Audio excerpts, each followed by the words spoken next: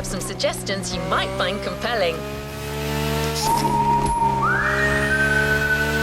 I've never owned a V12. I'd say my dream car now is a Ferrari F12 TDF, which is an NAV12, but it's front engine. But I think they're unbelievable, death trap, savage looking things, and I'd love to drive one or own one. Beautiful. I'd go for 812 Competizione just simply because that is the most aggressive looking Ferrari in the world. I just think it's so sick. I'll probably get Humdrawn and Quarter for saying this. I actually prefer it over the TDF. I prefer the 812, so sorry. What's happening, guys? My name is Becky Evans and welcome to Motorfest, the podcast, brought to you by Red Bull and Ubisoft's iconic game, The Crew Motorfest. This is the podcast where I get to chat with some of the world's leading motorsport athletes and delve into their passions for all things speed, wings and wheels. And the really cool thing is, you can actually listen into this podcast whilst you're playing the game. Today on the show, I'm going to be talking to talented mountain biker and YouTuber Matt Jones. He describes himself as a master of all trades and proud philosopher.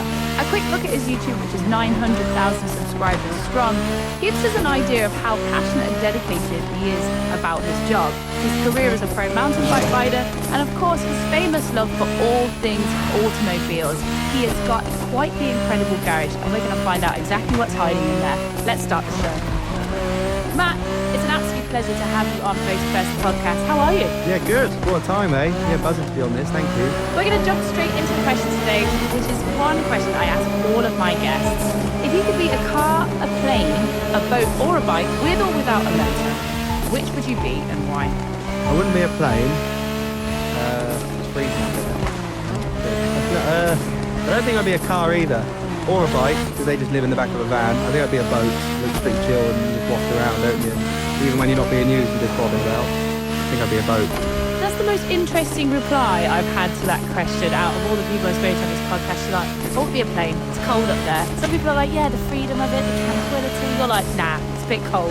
He's a true Midlander. I always ask that question to my guests because we're trying to see how this feels reflects personality. And for you, I feel like it's very matter of fact, it's very straight to the point, and it kind of, I think the fact that you wanted to be an engineer in a past life before you came to slopestyle riding, it explains a lot, don't you think? Yeah, that was my plan. I didn't realise mountain biking was a career after doing it. So I had a spot at university, doing mechanical engineering. That was my interest. I'm quite like maths, physics, and I guess, like you said, maybe a bit of black and white personality, but yeah, I've probably become a little bit more colourful over the years. But yeah, definitely back then I was just interested in numbers. Well, let's talk about your discipline itself. So slopestyle riding, break it down for me for somebody, because I've always been things with motors, and this is completely self-pedaled, self-propelled. So talk me through slopestyle riding.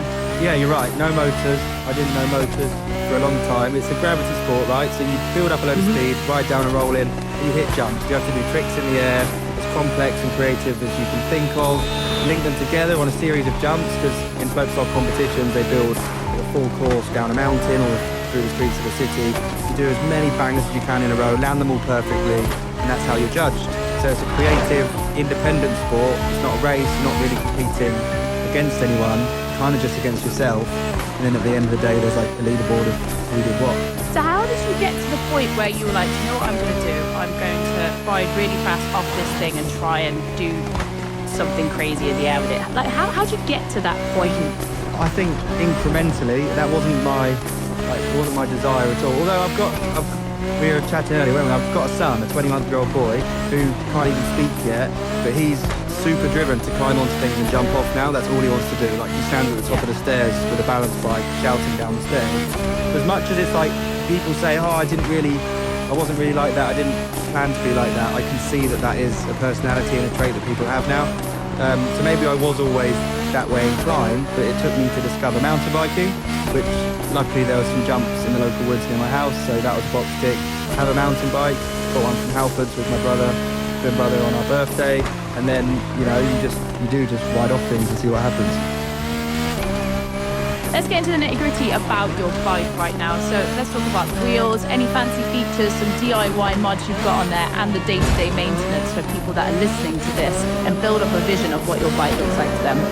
So a slopestyle bike is really basic. It's so much more basic than downhill bikes or country bikes, the kind of shiny thing that people imagine. It honestly has one brake, no rear suspension, just 100mm of front suspension, 26-inch wheels. It's kind of a big BMX because you crash all the time, you bail, they need to be really light. Like mine weighs just under 10 kilos, which is really light for a mountain bike. It's got no gears, so it is really a big BMX. We don't really use carbon fibre much because when you throw your bike at a tree or something, it can get damaged and you don't know about it. So it's mostly titanium or aluminium. It's a really simple setup, but it's essentially built for doing big tricks. Like I have to run a really, really long brake hose so you can wrap it around the handlebars so many times. We do bar spins, tail whips, which unwinds it. And then I do like little bodges, like put a bit of rubber inner tube inside my bottom bracket, which is like between the crank arm. That's to stop your pedals spinning when you're in the air, because you do so many tricks without your feet on the pedals. It all needs to stay exactly where it is. And then people invented these super lightweight like latex inner tubes because when your wheels are spinning, their mass is worth 3 times what it is when it's static. So when you spin a bike round that's in motion, like the gyroscopic forces and things behave really differently. So it's really important to save weight in your wheels and in your tyres. So a lot of people are kind of pushing new ground with what they're doing there with inner tube tyres. And yeah, there's a lot of thought goes into it.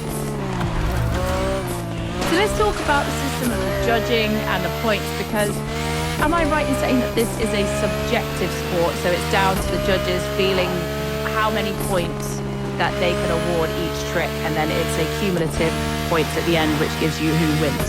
Yeah, 100%. That's exactly how it works. So like the layman, I always compare it to high diving. You've got this thing you want to do off the jump and you have to execute it perfectly. And that's easy to see because it's kind of the size of the splash, right?